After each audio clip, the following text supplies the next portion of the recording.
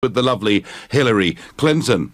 So all day today you've been hearing on your channels the OECD. The OECD are telling us that if we had a second referendum and we came to our senses and voted to rejoin the European Union, that could have a significant and positive effect on the UK economy. It's also downgrading its growth forecast for the United Kingdom down to 1% for next year because of the uncertainty of what will happen in post-Brexit Britain. Now, this, of course, is not the first time we've heard from this and many other of these intergovernmental global organisations because they were all part of Project Fear during the referendum campaign in 2016, all telling us that terrible, dire consequences would befall the British nation if we dared to vote to leave. But I wonder, do you know what the OECD is? Well, let's just sort of have a little look at how they got started and what they're supposed to do. So, the OECD, founded in 1960, based in Paris. Its aims are very clear. It is the expansion of world trade on a multilateral, non-discriminatory basis. And they commit to avoid developments that might endanger economies. Who pays them, I hear you ask? Well, have a guess who their biggest contributor is. In fact, their biggest voluntary contributor is. It's the European Union, who 10 years ago were paying them just a few million euros every year, but this year are set to pay them over 40 million euros. That's double what the next biggest contributor is, namely the United States of America. So we're paying them because, of course, we pay money into the European Union. We are a net contributor to it.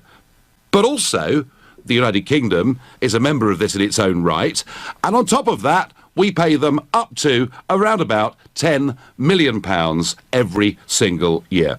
So we're paying money into this organisation, and let's just have a little think about whether we should be doing that. The OECD has no right in any way at all, given the aims upon which it was set up with its own charter, to interfere and to make political judgments. In fact, what they ought to be doing, they ought to be urging the European Union and the United Kingdom to have a free trade agreement, to continue tariff-free trade, because if we don't, there could be some elements of disruption. But of course, far from doing that, they are playing an overtly political game by saying to us that a second referendum and a vote to rejoin would be a good thing. And of course, he who pays the piper calls the tune. And it's the European Union that are keeping their very nice lifestyles in Paris going, and that is why they're coming to their aid and supporting them in every way they can. And frankly, I think we should stop paying our UK contributions to them right now, and I wouldn't be surprised if one or two voices here in the USA felt the same way too. So in the light of all of this, do you agree with me that it's beginning to look like there's a global elite that wants to stop Brexit from happening? If you think, Nigel, you've gone too far this time, you sound like a conspiracy theorist, then call me on 0345 6060 973. Maybe you think actually it's inevitable because of all these big organisations. Maybe Brexit's never going to happen. You can text me on 84850, or perhaps you're just sick to death of all the gloom and negativity around these Brexit arguments, and you can tweet pretty much anything you like using the hashtag Farage and LBC on @LBC. And you can watch me on Facebook. I'm live here in Los Angeles. So, are the global elites trying to stop Brexit from happening? I wonder what Dan, who's a new caller to this show and lives in Wimbledon, thinks of that. Dan, good evening. Evening, Nigel. How are you? Well, I have to say, you know, I listen to these news reports of all these organisations and quite a lot of the, sort of high political figures who are part of the global elite, and it makes me pretty angry, Dan. It's as if Project Fear wasn't enough. To me, Dan, they're trying to do the same thing again. Well, I agree. I mean, to be honest, since the Brexit vote, the next day when it came out, I was shocked. I thought, okay, it's a charade, give people free choice, okay, but I'm the puppeteer. I've got the left hand and the right hand. Pick a hand. Whichever hand you pick, I can change the outcome anyway because I'm in control. But they gave this free choice to make people think they're in control. And I don't think it actually went the way they wanted. Now, that was because of probably people like yourself and other people that actually said, look, what are we getting out of this? Everyone, so for different reasons, obviously some people misled and different reasons, but either way we voted, and that was the vote. But I said, from the day one, everyone said, I'll do it. I said, promise you, we won't come out. We will not come out, because this is not the plan. So you think, Dan, in short, and your line's a bit crackly, but you think, in short, that the global elites are going to keep us in, do you? They're going to keep us in. That's the plan. They want centralised power. The Bilderbergers, that's the meetings that you want to know what the plans are, the Bilderberg groups. And that's the Hillary Clintons and this and that. That's their meetings. That's what I want to know. What Dan, thank you. Dan, thank you for your call. Not a great line. Dan talked about the Bilderberg Group there. The Bilderberg Group is an organisation through which governments and big global business and political figures come together, have conferences once every couple of years or so. Ben in Barking is my next caller. Ben, good evening. Good evening, Nigel. How are you doing? Well, I'm just a bit annoyed with all these people, Ben. I've sort of had enough, really. Dan, my previous caller, thinks that the global elites are going to succeed and stop Brexit from happening. What do you think? Well, firstly, I hope they do, because I think Brexit's going to be a complete disaster. But my question to you would be, did you not think that maybe a bit of economic self-harm was perhaps what the price of Brexit was, and that actually maybe if our economy goes down a little bit, the price of sovereignty is preferable? Oh, Ben, as far as I'm concerned, our democracy, our self-government, our rights to be the determinants of our own future, our identity, our nationality, are not for sale. Of course, but then say if the OECD is saying, well, for all those things, the economy is going to take a bit of a hit, do you not think that's a natural consequence that the fact we are getting all those things back, as in your imagination, then that is going to be a price worth paying for? Well, let me tell you, Ben. Let me tell you, Ben, about the OECD, OK? The OECD said in 1990 it'd be a good thing if we joined the exchange rate mechanism. I was fiercely opposed to it. And it led, by 1992, to false interest rates in Britain at double what they should have been, record house repossessions and record business bankruptcies in that year. And then, as if that wasn't enough, the same OECD said we should join the euro. And thank God we didn't do that. Otherwise, I hate to think what our position might have been. And now the same OECD tells us not to vote to leave in the referendum, and now says we should have a second referendum to rejoin. I would put it to you, Ben, their track record on forecasting economics for the UK has been dismal. And you know something?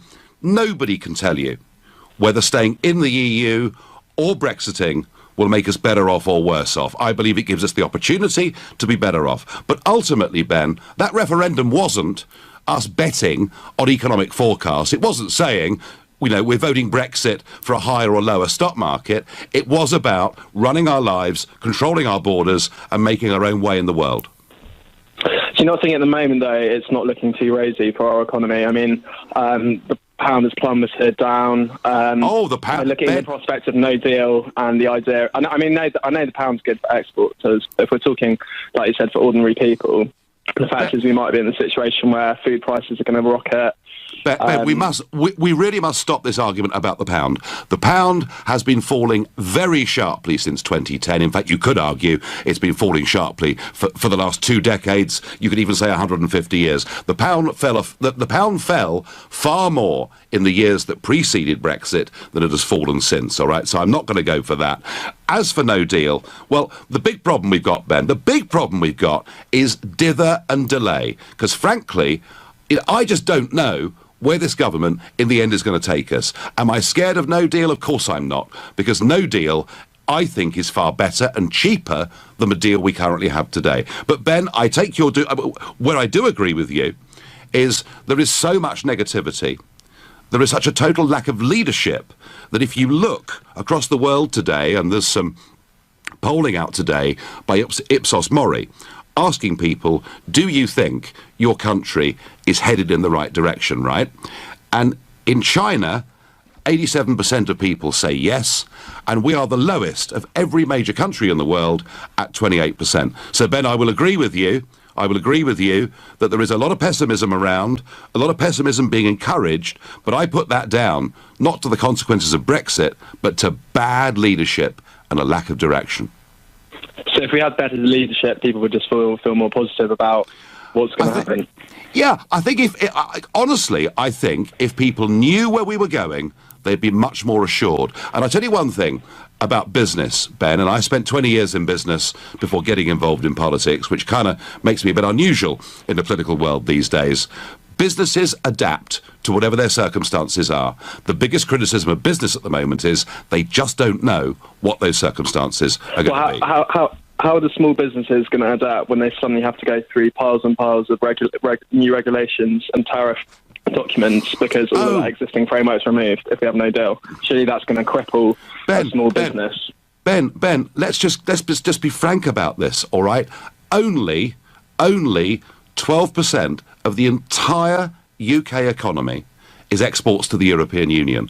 Over 80% of all economic activity that takes place in the United Kingdom takes place within the United Kingdom. The vast majority of our 5.2 million small businesses and small traders do not trade with Europe, do not trade with the rest of the world. They trade within the UK, and far from more regulation, Brexit gives us a chance to cut some of the regulation. Ben, I thank you for your call.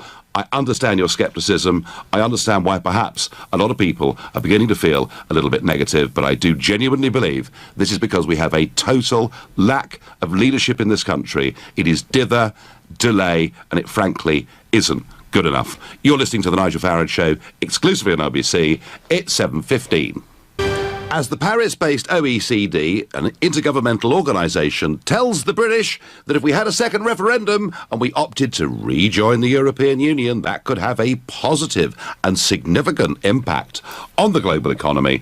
I'm asking you whether, like me, you're beginning to believe that the global elite are trying to stop Brexit from happening. Because you see, it's not just, is it, the OECD? Let's just remind ourselves what my close personal friend Hillary Clinton had to say about Brexit on Sunday. I personally continue to believe in the value of the European Union and, more broadly, of a Europe that is whole, free, and at peace. No small accomplishment. And Britain has always been a linchpin of that vision. What's missing in both of our countries at the moment, it seems to me, and what we need more than anything else, is empathy. So there's Hillary telling us the EU has brought us peace and prosperity and it's fantastic and Brexit's a mistake. And there's another member of the global elite, a fully paid up, some would argue fully paid member of the global elite, trying to do much the same thing. We heard from him not so long ago. His name, Tony Blair. This decision is life-changing for this country.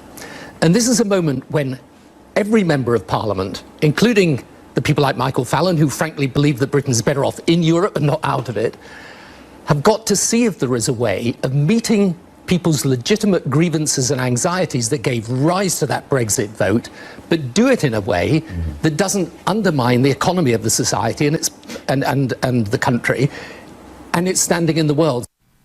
Brexit must be reversed. It's Blair, it's Clinton, it's the OECD, it's the big banks, it's the big businesses. Folks, I genuinely believe the global elite are working together on a conjoined basis to try to stop Brexit from happening. The very same people who all came together through Project Fear to tell us we should not, absolutely not, vote to leave in that referendum. Am I getting this right? Am I sounding a bit conspiratorial?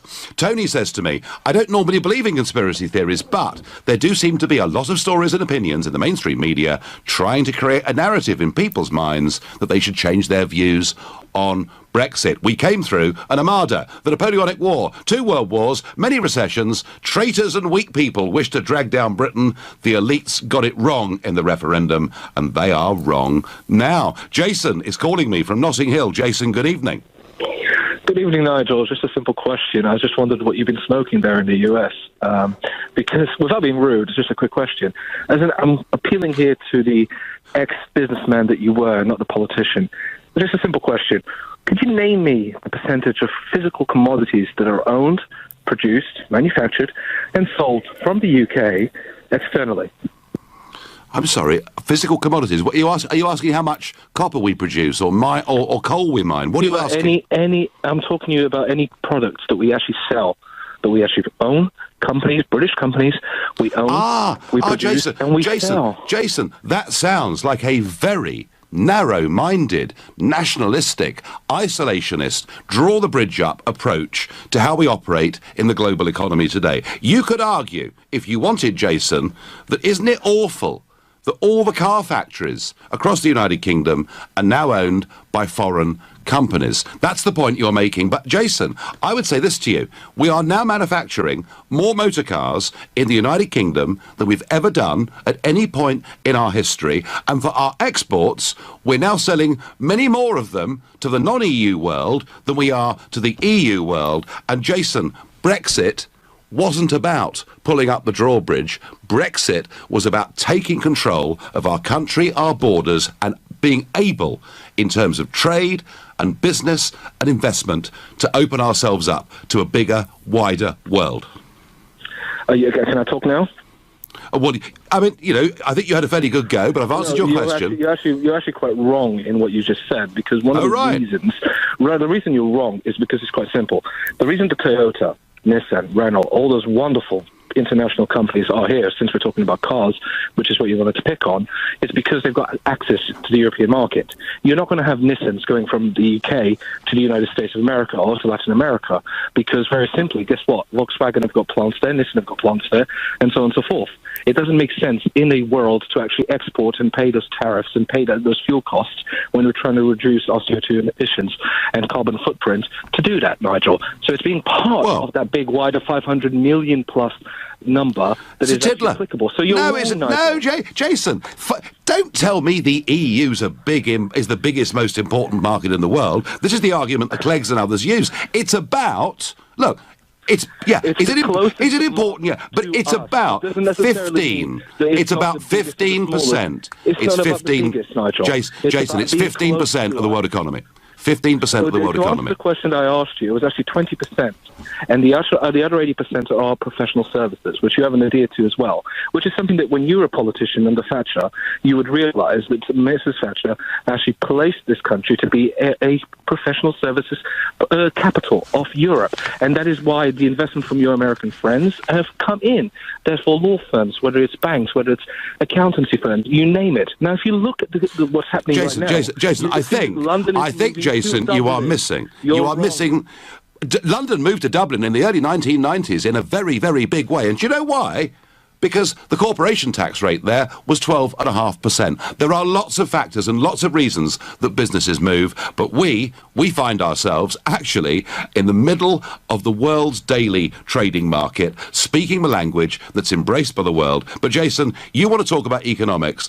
The question I was asking tonight, is there an attempt by the global elites to, like the OECD and the Blairs and the Clintons, do you think I'm right when I say there's an attempt of them to get together to stop Brexit from happening? No, I don't, because the bottom line is these institutions exist to prevent chaos, which is what you're trying to do. You're a fond believer of Aristotle's book, which is that controversy creates cash. I'm sorry to say, controversy creates destruction and creates chaos and creates more problems. So, Jason, just to finish off, there is no element of collusion in any way at all between Blair, Clinton, the OECD, and everybody else. I'm sorry, why don't bring the Pope into this as well? Because obviously you're just using anybody that comes into it that says that the controversy is wrong. Jason, I thank you. I'm going to ask Mike in Hemel Hempstead exactly the same question. Mike, am I wrong to think that all these people are getting together to try to stop Brexit? Good evening, Nigel. Thanks for taking the call. Good evening. You're bang on the nose, mate. You're bang on the nose. I'd like to thank you for affording us the opportunity to leave this totalitarian superstate. And I'll tell you why I'm using those words. I read in the paper today that the Prime Minister of Austria, the new Prime Minister of Austria, has been told by 31-year-old Sebastian Kurz, go on, That's right, has been told by Mr. Juncker to form a government which is EU-friendly. Rather worrying. Well, Now, if you couple that with what went on in Catalonia, Yeah. who is to say that somebody in the EU high up didn't say to the Spanish government, send in the bother boys, sort them out? Mike, listen. Mike, I agree with you. I do agree. I think Catalonia was a moment where the mask slipped, as far as the European Union's concerned. I think Juncker's call for him to form a pro-EU government, given that 56% of voters voting for the two biggest parties voted for border controls, and certainly the Freedom Party, who got nearly 30% of the vote, are fiercely Eurosceptic on a whole host of issues. And lastly, Nigel. But Mike, the question tonight wasn't so much an analysis of what's wrong with the European Union. It was whether there is a big global attempt to stop Brexit from happening. Oh, absolutely, yeah, I totally agree with that. But lastly, I'd like to say, they want to form a European army. Now, is that to defend them from enemies without, or to control the populace within? I think we're seeing the birth of a totalitarian superstate. We're watching it before our very eyes, the same as they did in 1930s in Germany. I don't disagree that the EU is fundamentally anti-democratic and perhaps in many ways quite dangerous in terms of the direction in which it's headed. Mike, I thank you. Difficult there with Jason and Mike to get them back to the issue, but I genuinely think there is a big global attempt to undermine and to try and stop Brexit from happening, and it does, that movement, have with it many fellow travellers within the United Kingdom, whether it's the Nick Cleggs, whether it's the Keir Starmers, whether it's the Alistair Campbells, who really rather lost his rag on Good Morning Britain this morning. There's a big attempt. They want to stop Brexit from happening, but I'm really not convinced that any of this is making any difference to public opinion in the country at all. Yes, we are feeling a little bit depressed with constant bad news, frustrated by a lack of leadership, dither and delay, but I don't think it's changing people's minds at all. In fact, I think people saw Project Fear back in the referendum in 16 as being something that was massively overplayed, and I don't think we're prepared and ready to listen to those same voices again. And I'm saying that to you, Hillary, and to you, Tony Blair, and above all to you, the OECD, whose biggest donor is the European Union, whom you come out and support as strongly as you have today. You're listening to The Nigel Farage Show, exclusively on LBC, live from Los Angeles. It's 7:30. I really do think the global elites are coming together to try and stop Brexit from happening, and they've got many fellow travellers within the United Kingdom. But first, the UK is facing a multi-dimensional threat that is rapidly evolving at a scale and pace we've not seen before, the Director General of MI5 has warned.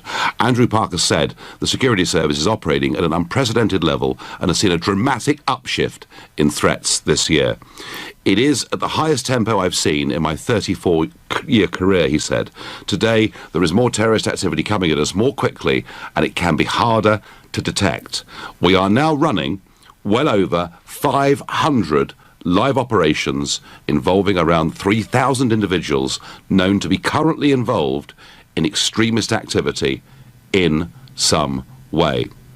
That is the depressing but no doubt truthful statement from Andrew Parker, Director General of MI5. And I suppose one of the things that worries me is if you look at the attacks such as London Bridge, not everybody involved in those attacks had already been placed on a list as being suspected of being involved in some way in extremist activity. Who knows? We're told there are 23,000 people in the country who are either directly suspected of extremist activity or linked to people that are. Who knows? The figure could be much, much bigger than that. I wonder when. I really do. I wonder when somebody who's been involved in government over 3 or 4 decades of encouraging division and multiculturalism and not assimilation in our communities will come forward and apologise. I suspect they never, ever will. So yesterday we were talking about Theresa May, David Davis in Brussels, having dinner with Mr Juncker and Mr Barnier to attempt to break the deadlock over whether, we could move on and start talking about trade at the summit on Thursday and Friday of this week. Little seemed to come from last night. But today, David Davis was up before the House of Commons and talked not just about his hopes, but also talked about what would happen if we simply couldn't break this deadlock and nothing could be done. This is 1:50 p.m. today, and the time's crucial, 1:50 p.m. today. This was David Davis in the House of Commons. We all have to recognise that we're reaching the limits of what we can achieve without consideration of the future relationship. I hope the leaders of the 27 will recognise the progress made and provide Michel Barnier with a mandate to build on the momentum and spirit of cooperation we now have. So that was in response to Keir Starmer. And Davis making it clear that no option has to be there, kept on the table, and that's there to pressure Brussels into hopefully seeing common sense and coming to a free trade deal. But can you believe, at 2:40 p.m, that is only 50 minutes after David Davis was officially responding after that dinner that he and Theresa May had in Brussels last night with Juncker and Barnier, Amber Rudd, just 50 minutes later, said this. I think it is unthinkable that there would be no deal. It is so much in their interest as well as in ours, in their communities, in their families, in their tourist interest, to have something in place. We will make sure that there is something between them and us to maintain our security. Oh dear, oh dear, oh dear. So within 50 minutes, the Home Secretary directly contradicts what the Brexit negotiator who'd been with the Prime Minister in Brussels last night had said. And it's worth thinking, isn't it, that actually the Prime Minister herself has said we have to be prepared for every eventuality. Boris Johnson, of course, said it would be perfectly OK if we had to leave without a deal. Some are going further. James Duddridge, a Conservative MP, he says actually that no deal is now his preferred route so that we can get a quicker, faster Brexit where we all understand where we are. And yet, the Home Secretary directly contradicting other parts of the Cabinet within an hour of that statement. And I have to say, it just can't go on like this.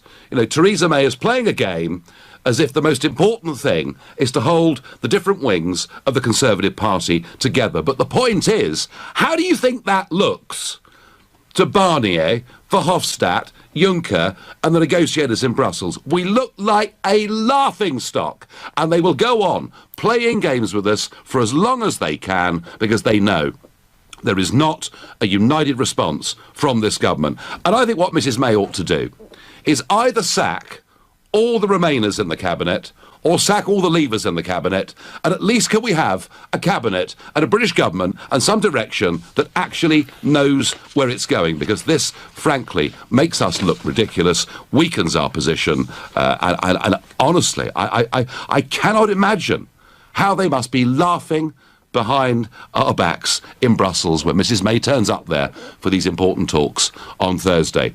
Back to my earlier theme, the OECD telling us that if we had a second referendum and maybe had the sense to vote to rejoin the European Union, it would have a positive and significant impact on our economy, and that falling, you know, hard on the heels of Hillary's pro-EU tour. Not just of the UK, she's off to France and off to Germany too, Mr Blair and many, many others. Are the global elites trying to stop Brexit? I think they're working together towards that aim. I wonder what Nick in Sevenoaks makes of that proposition. Nick, good evening. Good evening. My reason for calling, and I've waited for nearly half an hour listening to you. I'm sorry. And your love of your own voice. Why are you? Oh well, Nick. I tell you what, Nick. There are loads of other. There are loads of other. You can call the BBC. There are talk shows everywhere. The fact you've been kept in a queue is because a lot of people want to speak, text and tweet, and I do my best, Nick, every evening to get through as many of you as I possibly can. Right. Let me make my point then. Please. Why are you so angry with the OECD for saying the same thing as you are on record as saying? Which is what? You were on record as saying that Brexit would hit the economy and that you saw that as a price worth paying. As a millionaire, of course, you would. Hang on, Nick. Point number one. Did you not say that? No, of course not. Point number one. Yes, you did. I can cite the article in which it was reported that you said Brexit would be a price worth paying in terms of the hit to the economy. Now, you were talking about it in terms of a short-term hit, not a long-term hit. Nick, what I said was that it was impossible to predict. Nobody could predict economically what staying in the European Union would mean for the British economy. Equally, nobody could 100% predict what leaving the European Union would do to the European economy. But the point I made, Nick, and I will repeat it, is that not everything in life is about GDP figures. Not everything in life is about the value of the stock market. That actually there are issues about democracy, about nationhood, that matter far more. And if you'd given me the choice, would I have accepted... I mean, had the proposition been, would you be prepared to be a little bit poorer and to be free, I'd have voted for it. But I don't think Brexit means we have to be poorer, OK? Well, I disagree with you, and all the evidence is pointing towards us being poorer, weaker and more divided. And I don't want a country that is like that. All right, Nick, can I ask you, to you, does money matter more than liberty and freedom? I value them both equally, and I don't see them as a false dichotomy in the way that you do. And I think that we have sufficient liberty and sufficient freedom, including freedom of movement as members of the EU, and to try and make out that they're a global elite and to try and make out that this is some sort of conspiracy. I'm not watching you on Facebook, but I can only imagine that you have your aluminium foil hat on when you say things like that. So when I read out, and you've obviously been listening very intently this evening, when I read out to you the Charter, the aims of the OECD, would you not agree with me that what they did overnight directly contradicts those? No, I think what they were doing was pointing out the consequences of a decision which the British people have taken, and the consequences if the British people should decide to reverse that decision. Okay, and that's entirely consistent with what you said.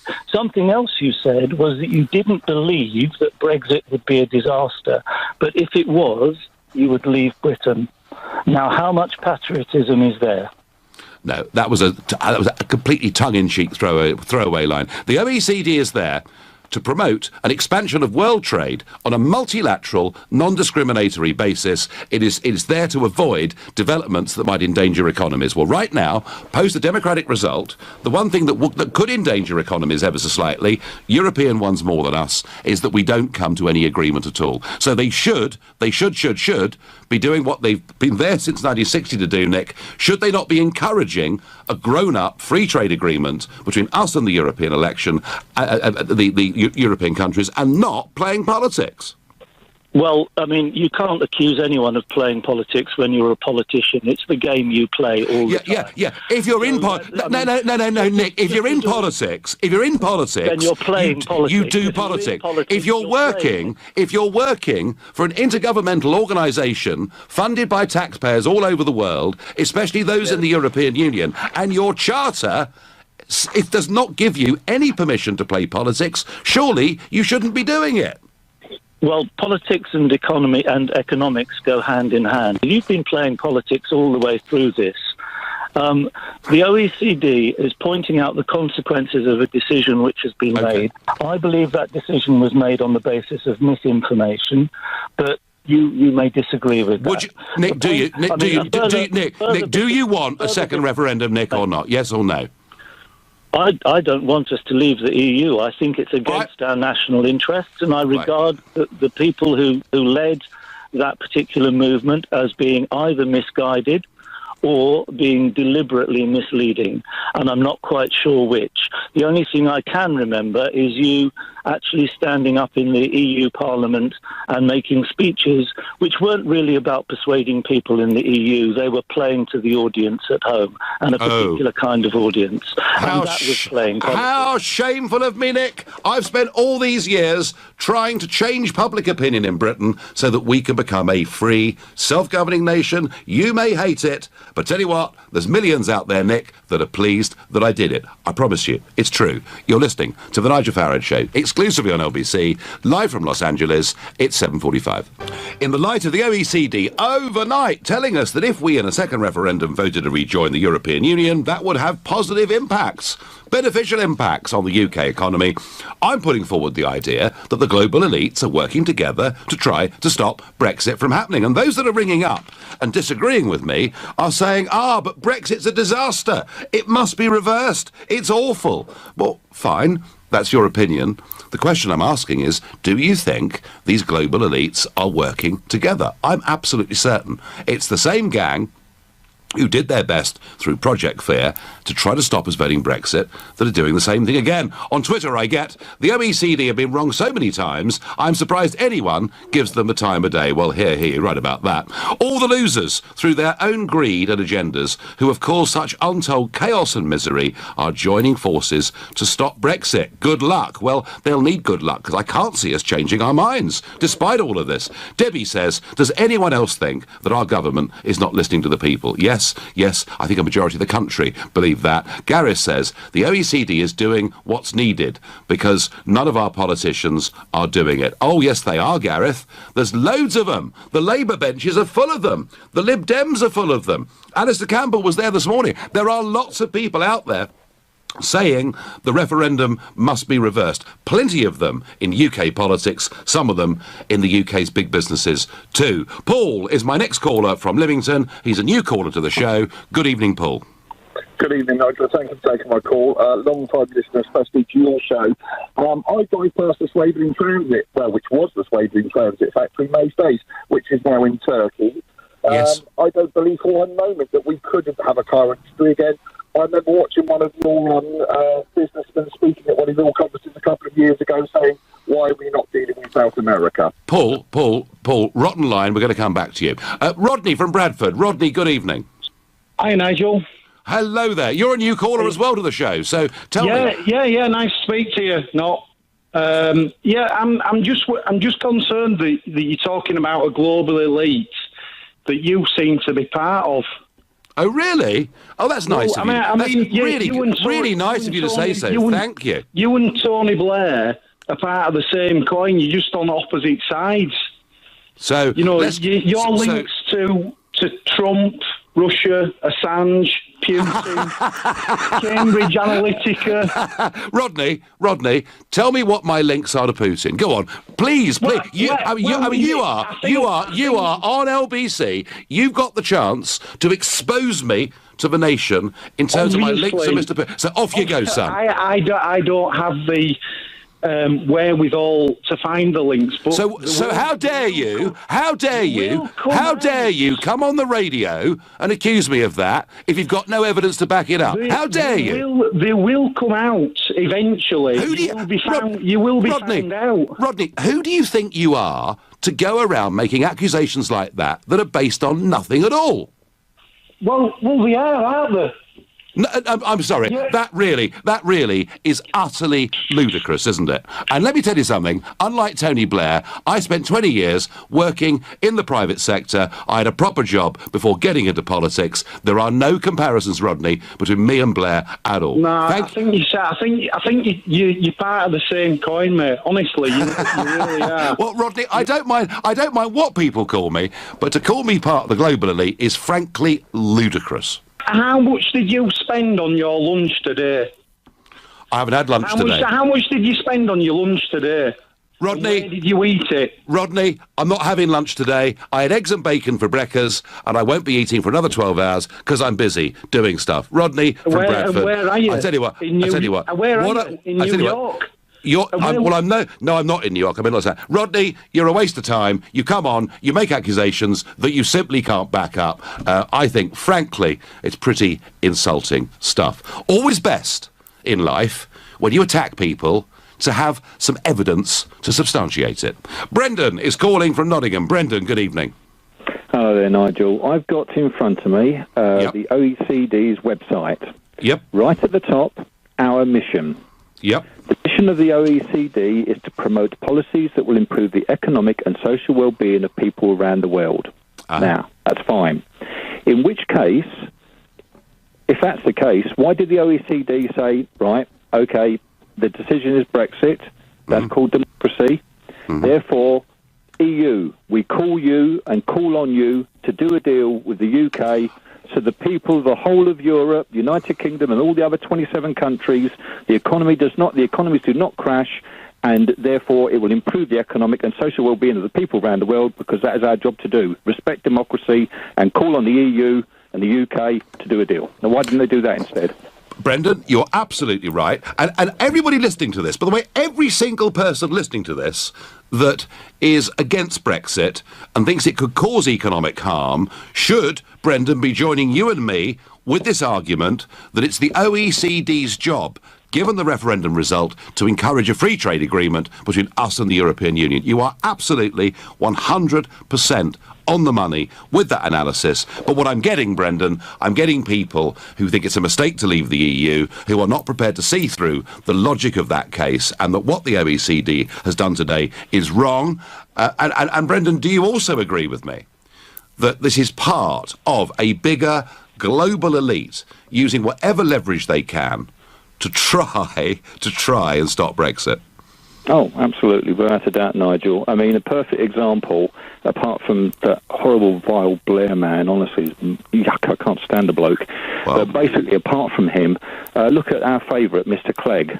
Now, when he came into power, joint power with Cameron, it was like the country's in a mess, or whatever the situation is, but for the benefit and the will and for the United Kingdom, we must work together to make this work.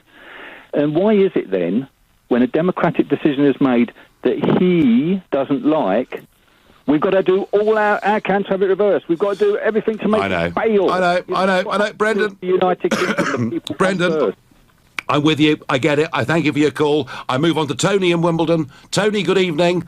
The OECD are urging us to have a second referendum. Are they working in cahoots with Clinton, Blair and everybody else, or have I got this completely wrong? Well, I'd like to think that that's not the case. But I look at the situation as it stands, and I'm going to ask you, based upon your years of experience of business, and also being somebody who's worked in the EU machinery, what is a worst-case scenario for this country come the date that there is no deal and then we're actually then stepping out of the EU? How will the big corporations respond to us? How do we counter the fact that money now is electronic and it'll take a few press of a keyboard and a vast amount of money can move out of this country? Well, a vast amount of money, Tony, can move out of this country or into this country. What we have to do is be prepared technically for a no deal, which means we need devices at Dover to photograph number plates and lorries and all of those things, and we'll need an extended border force. Of course, that is true. But the point, Tony, is this. The deal we currently have, all right, costs us a very large sum of money. Up to £10 billion net every year, simply to have tariff-free access to the European market. But not just do we pay $10 billion, we also have to adhere to all of the EU rules, many of which may not suit us, and crucially, we're banned from forming our own relationships trade-wise across the rest of the world. So I contend, Tony, that no deal would be a lot better than the deal we currently have. And if that's where we have to go, that's where we have to go. I would rather, just for ease and simplicity, that we continued with a tariff-free trading relationship, which logically is what the Europeans should give us, but hey, they're not. I thank you. Folks, lots of strong opinions on this today. I think the OECD are wrong. But that's life. You've been listening to The Nigel Farage Show on LBC. I'm back tomorrow evening from 7. Coming up at 10, it's Ian Collins. But up next, it's Clive Bull.